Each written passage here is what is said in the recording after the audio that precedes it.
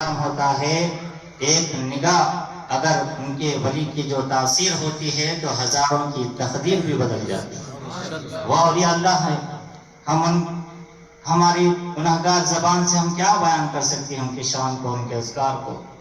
تو آئیے محترم سامعین کرام, اللہ تبارک و تعالیٰ اور اس کے حبیب پاک صلی اللہ علیہ وسلم کے صدقے سے اللہ کے محبوب بندوں کا یہاں جو ذکر ہو رہا ہے, اللہ تبارک و تعالیٰ سے دعا ہے کہ مولا بروز قیامت کے دن انہی اولیاء اللہ کے ہم کے سائے میں رکھ دے. یہ وہ نظام ہے. تو کہنے والے تو بہت کچھ کہتے ہیں, مگر پھر بھی وہاں پر آ کے اپنے رومال کو چھپا کر وہی بولنے والے بھی وہاں پر دربار میں آ جاتے ہیں.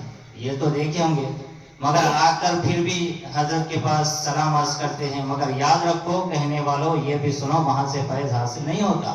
جو اپنے عقیدت اپن جو بیان کرتے ہیں چھپ کر آ جاتے ہیں, مگر یاد رکھو جھوٹی افواہ مت پھیلاؤ. یہ اولیاء کا نظام ہے. وہی کہہ رہا ہوں کہ ولی اللہ کی جو نگاہ ہوتی ہے وہ پہچان لیتے ہیں کہ یہ کس نیت سے آیا ہے. وہ پہچانتے ہیں کہ یہ اس کے دل میں کیا چھپا ہوا ہے. تو کہنے والوں یہ بھی سن لو, اولیاء کے نظام سے آ جاؤ, صحبت اولیاء میں اپنی زندگی کو گزار دو. ارے وہی متقی پرہیزگار بن جاؤں گے. خانقاہوں سے جڑ جاؤ, مسجدوں کی طرف رجوع ہو جاؤ. والذین آمنوا اشد حبا للہ, اللہ کو شدید محبت ہوتی ہے ایمان والوں سے.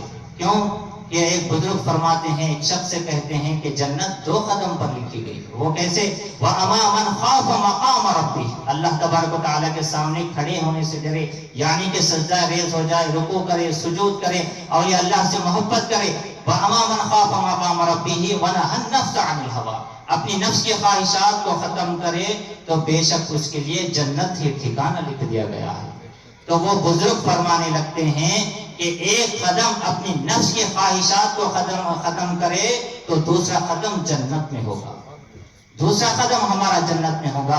آج ہم یہ کتابوں میں پڑھتے ہیں کہ ہمارے نفس کو مارنا ہے, نفس کو مارنا ہے. تو محترم اور سامعین کرام, یہ کتابوں میں جو لکھا ہوا ہے, یہ نفس مارنا کوئی جاندار چیز نہیں ہے, ہمارے اندر موجود ہوتی ہے. آج ہم ہمارے نفس کے خواہشات کو ختم کریں تو اولیاء اللہ کی نسبت سے جڑ جائے, ان کی محبتوں سے جڑ جائے, ان کی صحبتوں میں بیٹھ جائے. تو کہنے والوں نے یہی کہا, سبزی تو سبزی والوں کے پاس ملتی ہے, کپڑا کپڑے والوں کے پاس ملتا ہے, لوہا لوہا والوں کے پاس ملتا ہے, اللہ تبارک و تعالی اللہ والوں کے پاس. تو ہم کو چاہیے کہ اس نظام پر آ جائے, ان کی طرف رجوع ہو جائے. خانقاہوں کی طرف آ جا کر دیکھو آج کیا تعلیمات ہوتے ہیں, اولیاء کرام کی تعلیمات کو پڑھو, وہاں پر کیا نظام سکھایا جاتا ہے, کون سے عمل کو سکھایا جاتا ہے. آج لوگ کچھ غلط فہمی میں کہہ دیتے ہیں کہ افواہوں کو پھیلا دیتے ہیں, تو یہ بہت اچھی چیز نہیں ہے. محترم اور سامعین کرام, اپنے 1-2 بات اپنے وقت کی کمی ہے اور ایک اپنی بات کو کہہ کر اپنی جگہ واپس لیتا ہوں. یہ شعبان المعظم کا بڑا متبرک مہینہ چل رہا ہے, یہ بہت مبارک مہینہ چل رہا ہے محترم اور سامعین کرام. تو آئیے محترم اور سامعین کرام, ایک شعبان المعظم کی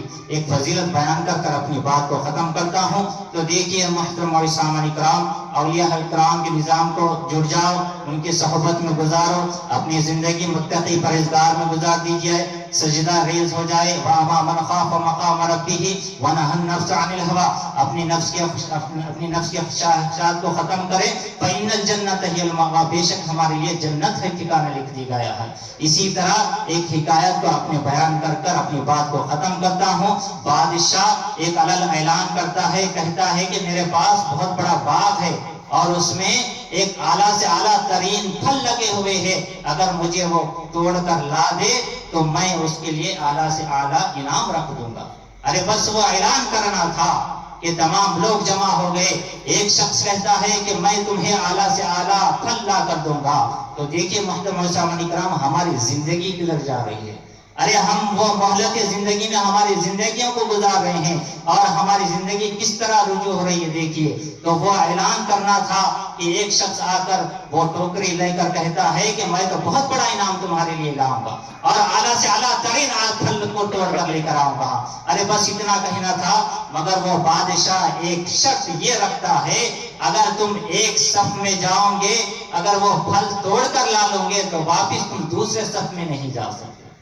تو یہ شرط وہ رکھتا ہے جب وہ شخص ٹوکری لے کر باغ میں جب جاتا ہے، جب ایک صف میں دیکھتا ہے کہ تمام اعلیٰ سے اعلیٰ ترین پھل لگے ہوئے، اتنے پھل موجود ہے، ارے وہ سوچتا ہے، انسان کی سوچ کیسی ہے، ارے وہ سوچتا ہے کہ کہیں دوسرے صف میں اس سے بھی زیادہ اعلیٰ ہو، اس سے بھی زیادہ اعلیٰ ہوں گے۔ تو دیکھیں محترم سامعین کرام، اسی طرح سے وہ معاملہ چلتا گیا، دوسرے صف میں جاتا ہے تو اس سے بھی بڑا اعلیٰ ترین پھل لگے، تیسری صف میں جاتا ہے اس سے بھی بڑے، چوتھی صف میں جاتا ہے اس سے بھی بڑے، پانچویں صف میں بھی جا کر سوچتا ہے کہ چھٹویں میں جاؤں تو اس سے بھی بڑا مجھے حاصل ہوگا، مگر جب وہ چھٹویں صف میں جاتا ہے سوائے کچرے کے کچھ حاصل نہیں ہوتا۔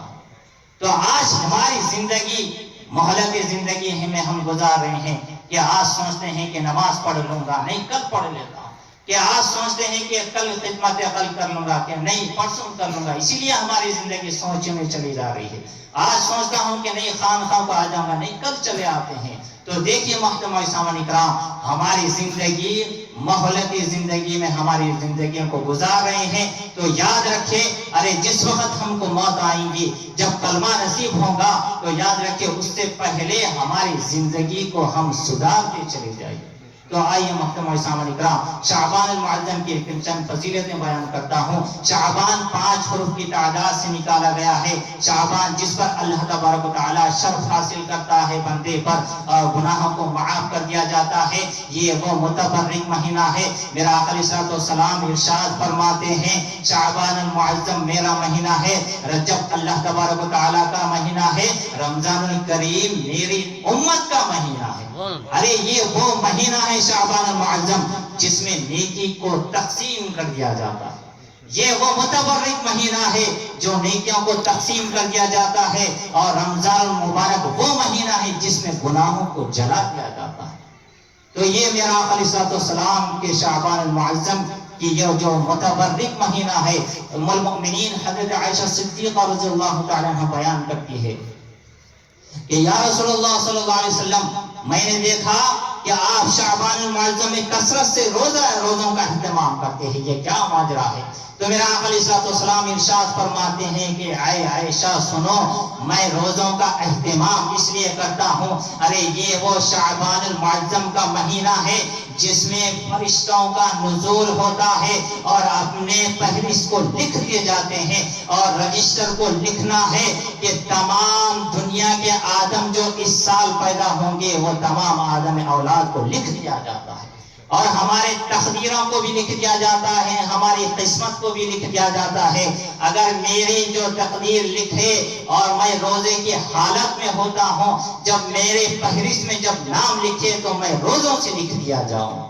تو محترم اور سامعین کرام، ہم کو چاہیے کہ اس متبرک مہینے میں روزوں کا اہتمام کرے، اور یہ وہ متبرک مہینہ ہے، اس میں سجدہ ریز ہو جائے، نیکیوں کا تقسیم ہوتا ہے، اور سجود کر دیا کرے، اللہ کی بارگاہ میں رجوع ہو جائے، اور اولیاء کرام کی نسبت سے جڑے، ان کی صحبت اختیار کرے، اور اولیاء کرام کی بارگاہوں پر جائے، فیوز و برکات سے مالا مال فرمائے۔ اللہ تبارک و تعالیٰ سے دعا ہے کہ مولا ہمیں کہنے سننے سے زیادہ عمل کرنے کی توفیق عطا فرمائے۔